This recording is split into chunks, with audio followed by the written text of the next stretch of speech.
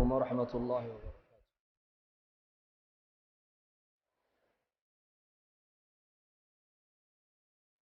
الحمد لله وكفى، سلام على عباده الذين اصطفى. أما بعد، فأعوذ بالله من الشيطان الرجيم.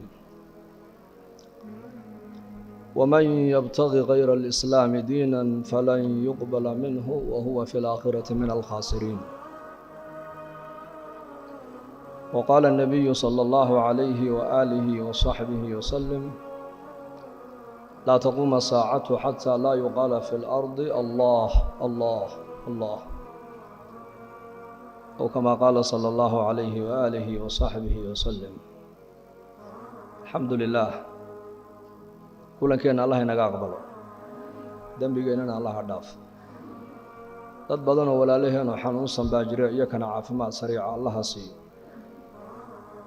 sabadana roob khayr badan Allah inooga keeno. runtii walaalayaal, waa laynala hadlay, inkastoo zamankan uu hadalku iska batay. waa farqiga inoo dhexeeya innaka iyo asxaabu muxamedin sala allahu calayhi wasalam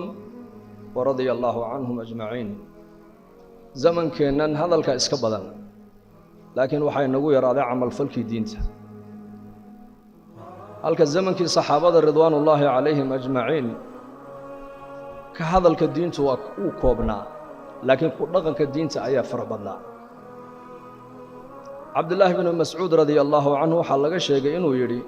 10 aayadood oo qur-aanka ilaahay ku taalla markii nebigeenna calayhi salaatu wasalaam ay dushiisa ku soo degto kamaanu gudbi jirin ilaa 10kaa aan baranno, oo waxay wanaag ayna farayaanna aan la imanno, waxay munkar iyo xumaan ay naga reebayaanna aan ka reebtoonaanno, kadib baan inta kale u gudbi jirna bay yidhahdeen asxaabtu.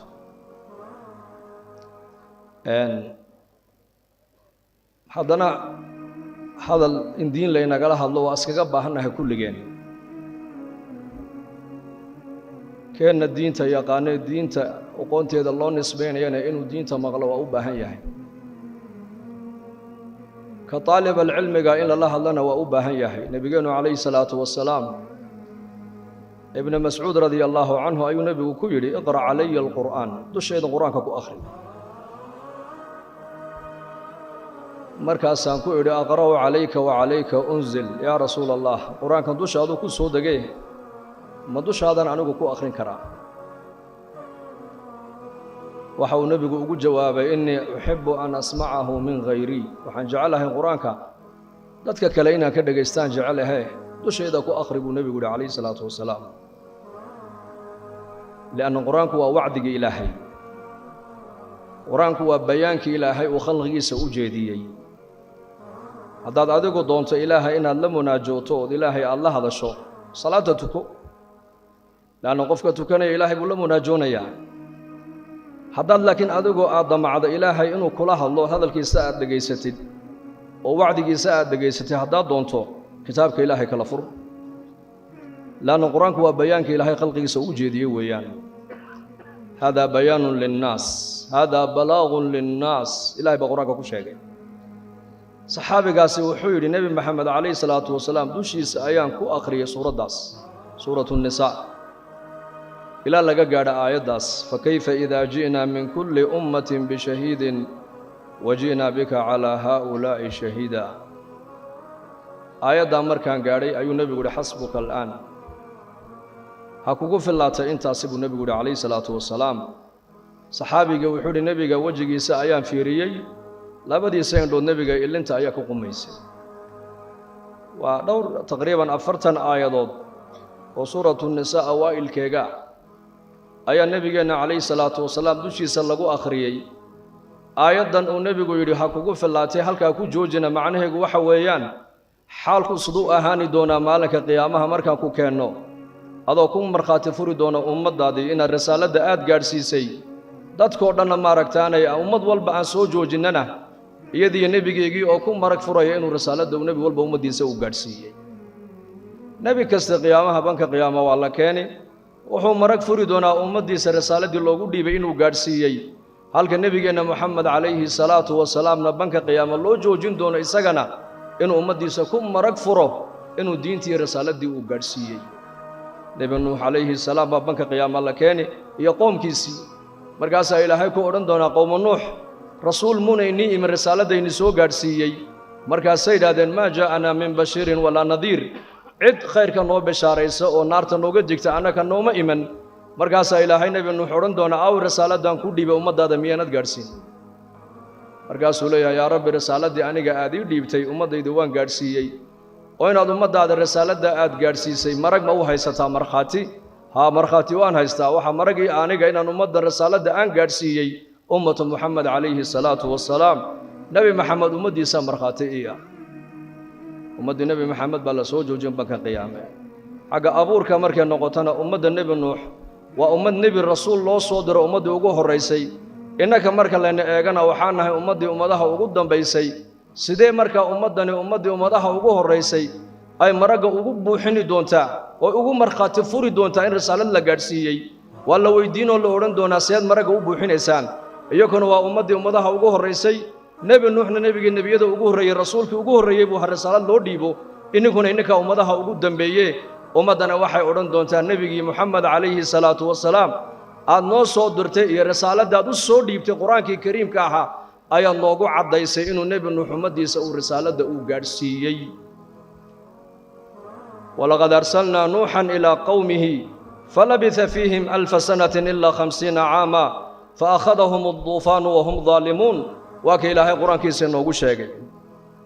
950 sano ummadiisa dhaxnagaadu dadka xaq ilaahay ugu yeedhay marka nabigeenu alayhi salaatu wassalaam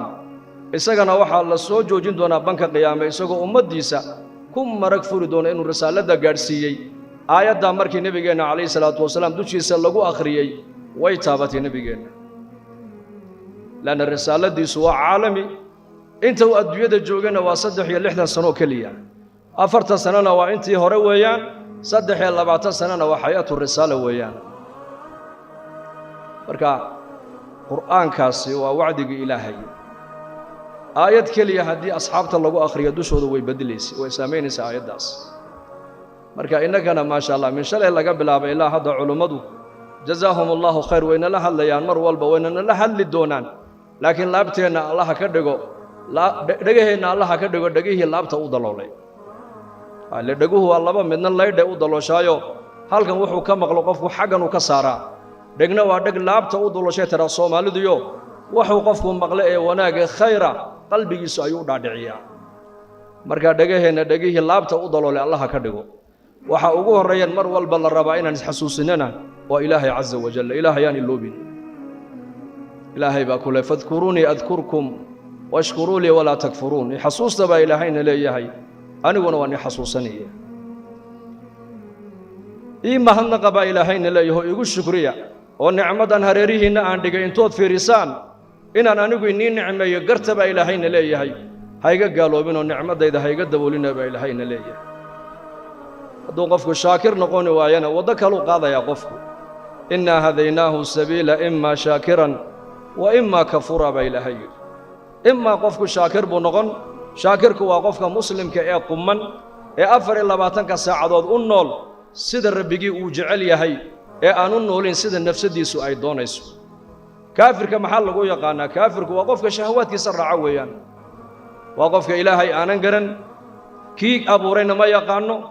ujeedadii loo abuurtayna ma yaqaano hadafkii laga lahaa ma yaqaano meeshuu u socdana ma yaqaano bal adduunyadan ba wuxuu arkaa inay tahay daartii xorriyadda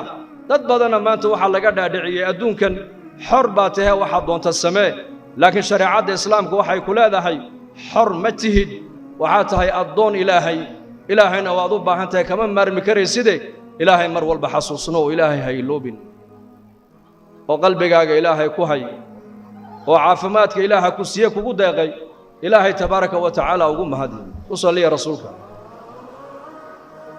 dhageysta hadalkan ka hadlaya iyo waxa dhacay ma kale ma hadalkana qiimo leh mise waxa dhacay ba qiimo leh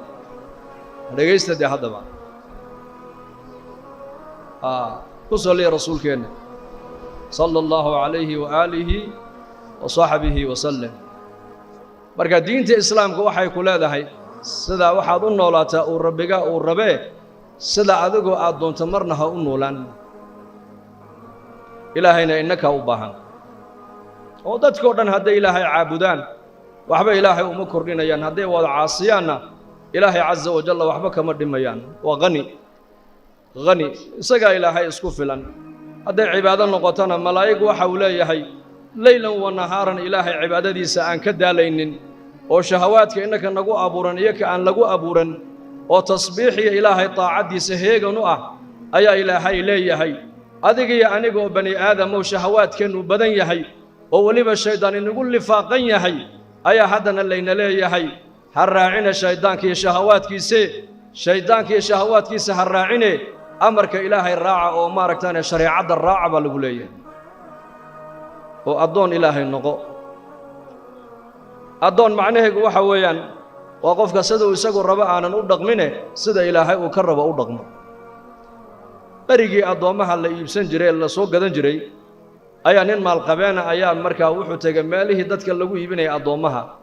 addoon buu markaa soo gatay markuu meheradiisii uu la yimiday ayuu magaciisii weydiiyey wuxuu yidhi magacaa baa lagu yidhaah wuxuu yidhi magacaad adigu ii bixisaa magacii noqonaya buu ku yidhi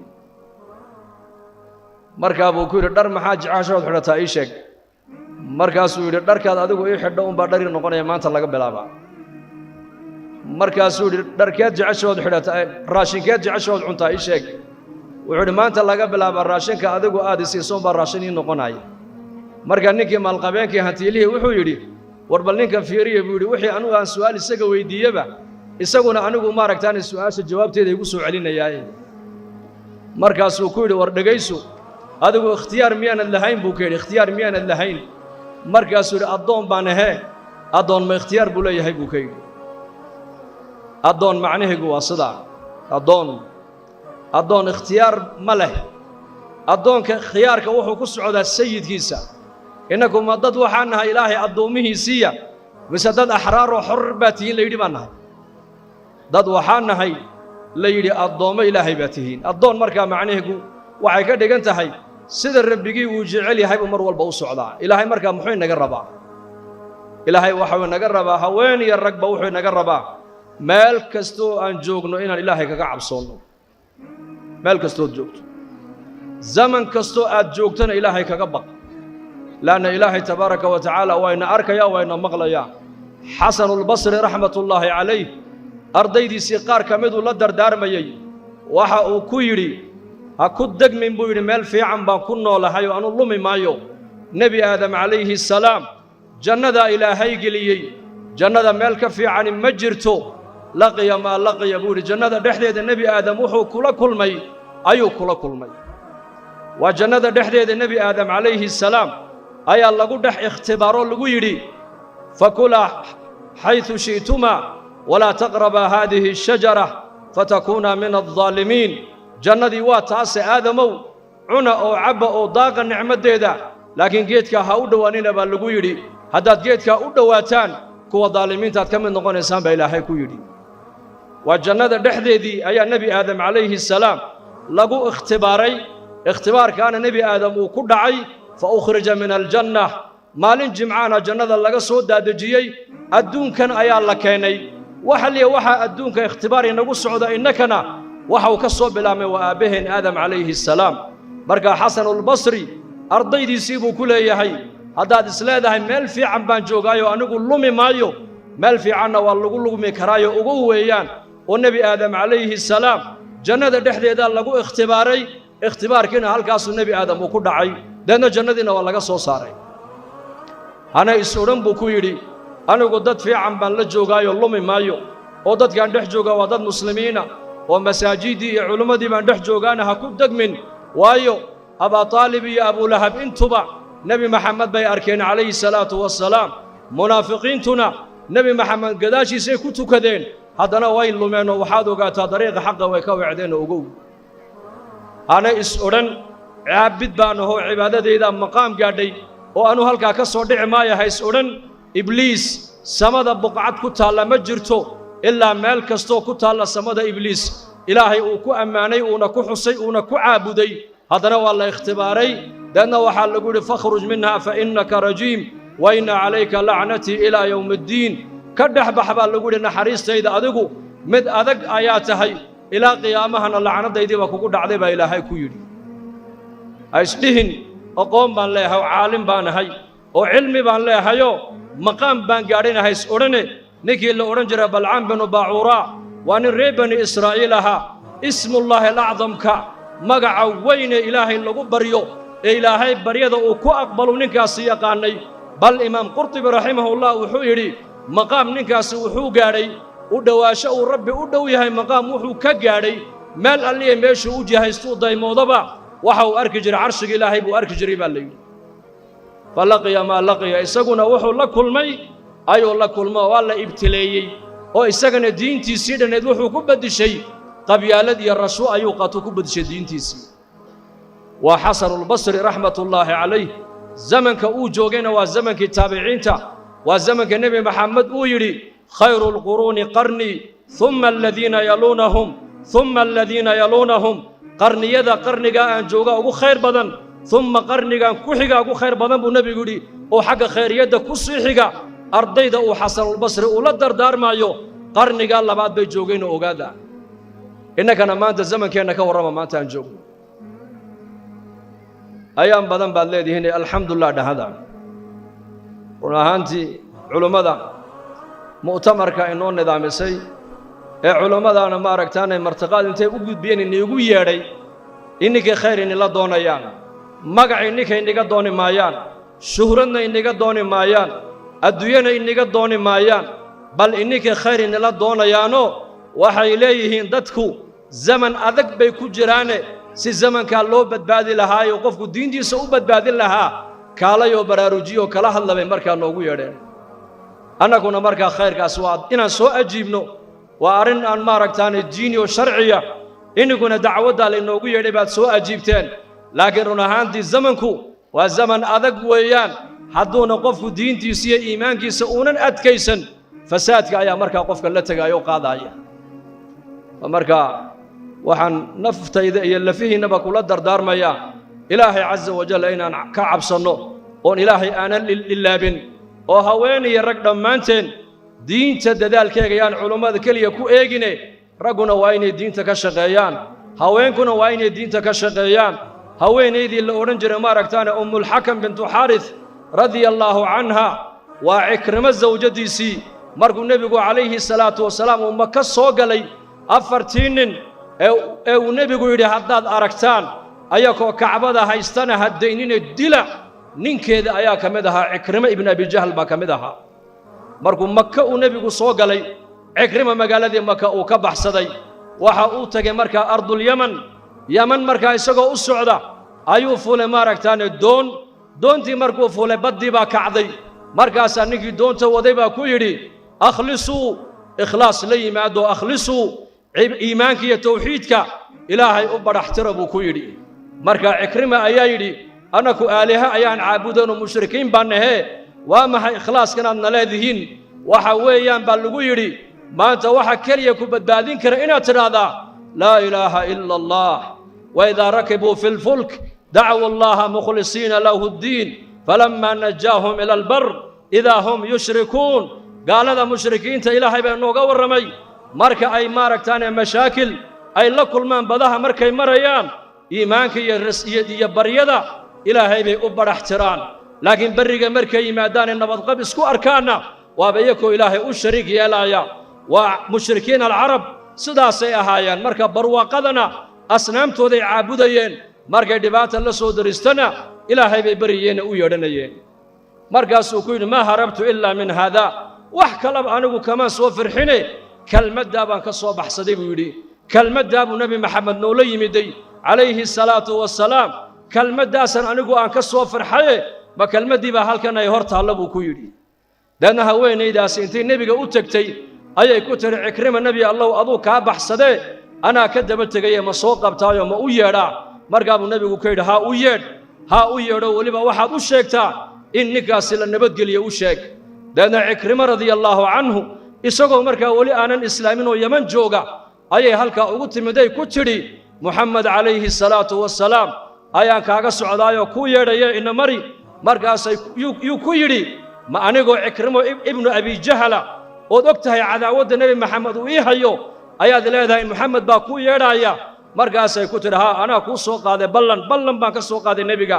nebi maxamed calayhi salaatu wasalaam wa abaru nnaas wa awsalu nnaas wa axlamu nnaas cizuhu cizuka wa sharafuhu sharafuka bay ku tidhi ka aan ka socdaa agtiisa waxa weeyaan waa kii dadka ugu dulqaadka badnaa waa kii dadka ugu baarisanaa waa kii dadka ugu xidhiidhinta fiicnaa weliba waxaad ogaataa muxamed calayhi salaatu wasalaam dadka ugu dhowbaad adigu aad ka mid tahay guusha maxamed uu gaadhana adna waad la leedahay sharafta nebi maxamed maanta uu haystana adiguna waad la leedahay bay ku tidhi way soo kaxaysay way soo sasabtay bal ka warrama gabadha fikriga ka warrama waa ninkeedii way u quuri weyday ninkaa gaalnimo inuu ku dhinto waxay rabtaa ninkeedaas maadaama uu jacaylkeedii uu ahaa inay ilaahay raxmaddiisa ku hoos hubsato ayay doonaysaa masaafada intaa la eg weliba ay u soo gashay oo nafteediina maaragtaane dariiqa intay ku soo jirtay khatar bay nafteedii u gashay inay ku mudato maaragtaane uu soo raacay magaaladii madiina markuu maka uu soo gaadhay ayuu nebigu calayhi salaatu wasalaam reer maka iyo saxaabadiisii wuxuu ku yidhi cikrima inoo iman doona cikrima ibnu abi jahl baa soo socdee aabbihii ha ku caayina buu nebigu yidhi waayo cayda aabbihii hortiisa aad ku caydaan aad ka dhintayna gaadhi mayso wax yeeli mayso laakiin ka nool bay naga dhibaysaaye cikrimo soo dhoweeye buu nebigu yidhi calayhi salaatu wasalaam haweenaydaasi waxay sabab u noqotay cikrima radia allaahu canhu inuu ilaahay caza wajalla uu aamino uu rasuulkiisa gacanta u saaro uu noqdo saxaabi jaliila oo diinta difaaceega dadaalkeega meel allihi meeshii loo diro u diyaara ayay keentay haweenkana waxaan leenahay ininkuna dowrkiinna diinta ka qaata oo waxaad u noolaanaynaa waa diin weeyaan waxaan ka shaqaynaynaa waa diin weeyaan waxaan isku kaalmaysanaynaa waa diin weeyaan waalmu'minuuna waalmu'minaat bacduhum awliyaa'u bacd ya'muruuna bilmacruuf wayanhawna cani almunkar wayuqiimuuna alsalaax wayu'tuuna alzakaah ويطيعون الله ورسوله أولئك سيرحمهم الله إن الله عزيز حكيم في سورة التوبة أي إلهي تبارك وتعالى كغورمي قيسك قبض مؤمنات أينك مؤمنك وحا كدحيا تعاون با كدحيا وايس كالميسانيان ومحيسكو كالميسانيان وظيفة ugu horeysay وظيفة الحياة waxa weeyaan inay dadka wanaaga faraan basku kaalmaysanayaan inay dadka laa ilaaha illa allah gaadhsiiyaan basku kaalmaysanayaan inay dadka wanaaga u horseedaan basku kaalmaysanayaan inay dadka munkarka iyo maaragtaan faxshaaga oo hada sheekh mustafa nagala hadlaayay ee maanta ummad badan ay ku jabtay inay ummadda uga nasteexayaan ee uga digaan ayay maaragtaan isku kaalmaysanayaan salaaday oogayaan baa ilaahay salaada rabbi ij'al li muqima as-salati wa min dhurriyyati rabbana liyuqimu as-salata faj'al afidatan min an-nas تهوي إليهم وارزقهم من الثمرات صلاة وعمود الإسلام أقل مسلم مجرو إلا دتك قوة النول وحال دونيا يريري وين صلاة إله اللي قد دالو ويقفك مسلم قعدو صلاة السيدة يو قفك سحريرك إلهي وكقو أنيحي وعملك أقوهر يا نبي يري قفك استوى مسلم قيامها الله حسابي دون وصلاة هذه صلاة أوهاقاكتو واللي باني نجحي هذه صلاة كحماتنا أبو نبي يري qofkaasi uu hoogay uu khasaaray buu rasuulku yidhi marka gabadha muuminada iyo wiilka muuminka markay isku tagaan ee ilaahay qoys uu ka dhigo waxa uu horeey isku kaalmaysanayaan waa inay wanaaga ka shaqeeyaan waa inay ummadda wanaaga faraan waa inay xumaha ummadda ka zuuliyaan waa inay salaada oogaan waa inay zakadana la yimaadaan waa in ilaahay rasuulkiisa adeecaan maqaasid alxayaat weeyaan waxa quraanku ka warramayo hadday diintu inoo hagaagto nolosheennu way noo hagaagi hadday diintu nolosheenna ku duusan tahayna waxaad ogaataa nolosheennu way duusan tahay ogaada Soomaalida waxay tiraahdaa waxa umusha udanaba ilmahana udana odayga markay islaantu ay u umusho ilmaha maaragtaan cunto u soo gadi maayo aqalka raashina u soo dhigi maayo laakiin islaanta ayuu maaragtaan nafaqada u soo diyaarinaya muqmad buu u keenaya malab buu u keenaya timir buu u keenaya masaariftii buu u kordhinaya waxa uu leeyahay nafaqada ilmuhu hooyu ka helaya waa meesha Soomaalidu ay leedahay waxa umusha udana ayaa ilmahana udana waxa diinta udana ayaa inakana inoo dana marka diinta dadaalkeena ma culimada kaliya ku daynaa mise hawaaniya ragba diinta dadaalkeega waan kuntanaa insha Allah dhahada dadaalka diintu wax adag maaha kulankaasi waa dadaal diineed baaqa aad soo ajiibtay waa dadaal diineed hadalka culimadu ay leedahay oo qaada oo qoyskaaga iyo reerkaaga iyo saaxiibadaada aad u sheegtaa waa dadaal diineed المؤمن الذي يخالط الناس ويصبر على أذاهم أفضل من المؤمن الذي لا يخالط الناس ولا يصبر على أذاهم مؤمن كدتك دحقلايا دبكوغنا الصبر يا ابو رسولك يري ايا كفل بدن وكخير بدن مؤمن كدتك انا دحقلينن دبكودنا ان الصبرينن هذا ترى انو وناغسنahay dadka kalena waxbayga ma galin may wanaagaagaasi adiga kaliya kugu eegyahay dadku haddaad iska moosi weydo reerkaaga iyo ubadkaagana uu soo gali doonaa fasaadku aqalkaagana uu soo gali doonaa muuminka dadka dhaxgalaya maxaa laga wadaa waa muuminka dadka diinta baraya waa muuminka dadka khayrka gaarsiinaya waa muuminka ummadda u nasteexaynaya waa muuminka ummadda masaajidda ugu yeedhaya waa muuminka dadka quraanka baraya waa muuminka dadka cilmiga baraya muuminka ummadda dhaxgalaya ee khayr ku dhaxgalaya ee khayrka ka dhex fidinaya ee khayrka baraya ee khayrka ku beeraya ee dhibkoogana u adkaysanaya ayaa ka khayr badan buu nabigu yiri oo ka fadli badan muuminka dadka aanan dhaxgalaynin dhibkoogana aan u adkaysanayn haddaad tiraahdo anu waan wanaagsanahay naftaydana waan wanaajinaya waxay ka dhigan tahay dadka ma dhaxgalaya ka dhigan tahay idan waa laga fadli badan yahay sulaym radiyallahu anha rumayda aw rumaysa wa anas ibn malik hooyadii maalintii nabigu madiina uu soo gaaray ayaa dabadii bay nabiga u timiday alayhi salatu wassalaam asar gaaban markaas nabiga lagu yiri islaam duqa oo ilmo yarna gacanta haysa ku taagan waa u soo baxay nabigeenu alayhi salatu wassalaam markaas ay tiri ya rasuulallah dadkii oo dhan way ku yimaadeen anu waan ka dib dhacay waxaan ku keeno hadiyadana ma hayo laakiin inankan yar baan leeyahay waa baari isagaan kugu deeqay ha ku adeegay iga taqabalo iga guddoon bay ka tiri waa ilmaheegii ayay u keentay inuu nabi maxamed u adeego adeega nabi maxamed loo adeegayo waa maxay waa adeegii diinta islaamka loo adeegayay haddaad nabi maxamed u gargaartood sunnihiisa raacdo oo sharcigiisa aad dabaqdo oo diintiisa aad ku camal fasho oo diinta islaamku kashkaaga iyo laabtaada ka muuqato waxaad u gargaaraysaa nabigaagii baad u hiilisay ogow haddii laakiin diinta islaamku ay naga noqoto sheegasho keliya waa sida soomaalideenu maanta u badan tahay soomaalidu xagga nidaamka juqraafiga boqolkii boqol waa muslimiin xagga ku dhaqanka diintana hee boqolkii 5 bay naga tukata maanta xagga nidaamka juqraafiga waa dawladaha adduunka ugu horeeya ee la yiraahdo boqolkii boqol waa muslimiin nin cadaana ayaa gabadh muslimado ayuu la haasaaway way isjeclaadeen gabadh fiican oo iimaan laba ahayd oo iska xajisay waxay ku tiri dadkaygaan ku bari markaa bay dadkaygii bartay markaasaa lagu yidhi maad islaamtay ma islaamin haddaad islaamin gabadheeda ku dhisamayno waan islaamayaa buu yidhi marka islaamnimadaasi waa tii jacaylka waa tii cishqiga ee dhabka ma ahayn uu islaamay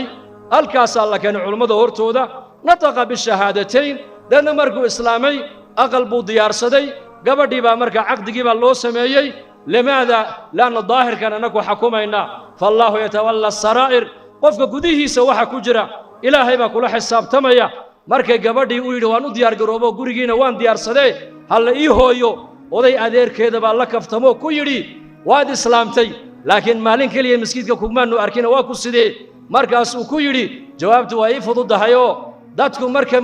aadaanku markuu dhaco waddankiinna inta hadhaysa iyo inta galaysa masaajidda iyo maa badan markaasaa lagu yidhi inta hadhaysa bannaanka ku hadhaysa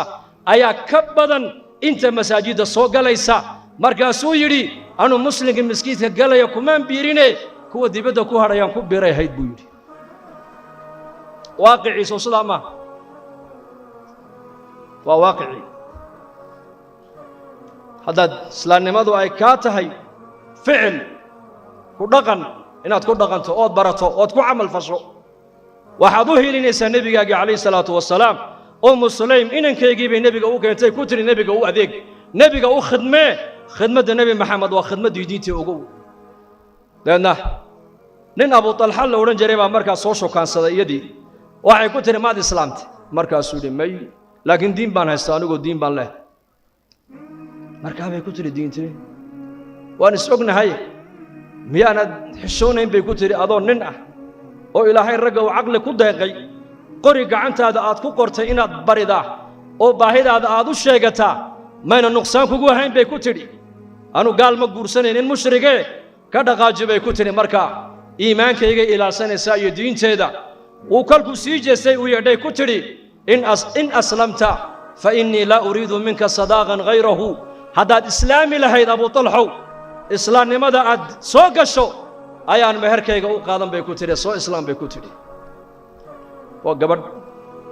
meherkeygii mariinkeygii wixii haweenku ay ku farxaan oo dhan waad og tihiin way jeceshahay waa habeenka keliya gabadhu ay farxad carooskeedu waxaasoo dhan waxay ka doorbiday inay ninkaa naarta ka badbaadisu noqdo asxaabtii nebi maxamed ragga ugu qiimo badan uu ka mid noqdo isaguna markii dambe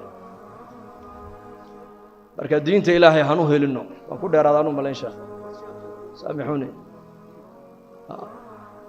khayr baa inaga muuqda khayrkaana allah inoogu sii wado diintana insha allah inaan camal fal u bedelo soo diyaar uma nihin صلى الله على سيدنا محمد والسلام عليكم ورحمة الله